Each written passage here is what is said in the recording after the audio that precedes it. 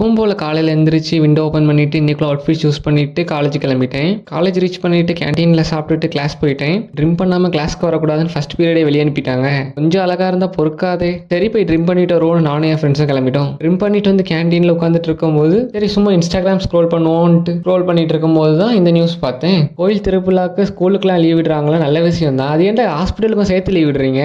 இது கூட பரவாயில்ல. இன்னொரு மீம் என்னன்னா, நீ கோயில் திறப்புலாக முன்னிட்டு 20,000 கமெண்ட்ஸ் அந்த போஸ்ட்டுக்கு வந்தா அவங்க நினைச்சதெல்லாம் நடக்குமா? என்னடா பண்றீங்க டேய், கொஞ்சமாவது போய் படிங்கடா. டேய் பரமா படிடா, ஒழுங்கா படிடா. 1800 கோடி இந்த மாதிரி கோயில் கட்டுறது, 3000 கோடி ஸ்டாச்சு கட்டுறது எல்லாம் விட்டுட்டு கொஞ்சமாவது நல்ல விஷயத்துக்கு பயன்படுத்துங்கடா அந்த ரூபாயை. சரி இவனுங்க இப்படி தான் காமெடி பண்ணிட்டு இருப்பானு நானும் என் ஃப்ரெண்ட்ஸும் எக்ஸாம் எழுத கிளம்பிட்டோம். சரி எக்ஸாம் எழுதி முடிச்சுட்டு வீட்டுக்கு கிளம்பலான்னு பஸ் ஏறினா ஒரே டிராஃபிக். ஏன் இன்னைக்கு கோயம்புத்தூர் அவினாஷி ரோட்டில் இன்னைக்கு இவ்வளோ டிராஃபிக்னு தெரியல. ரீசன் தெரிஞ்சவங்க யாராவது இருந்தீங்கன்னா கமெண்ட் செக்ஷனில் சொல்லுங்கள். சரி ஒரு வழியாக டிராஃபிக் முடிஞ்சு 8 மணிக்கு வீட்டுக்கு வந்து சேர்ந்துட்டேன். அப்புறம் நாளைக்கு பார்க்கலாம்.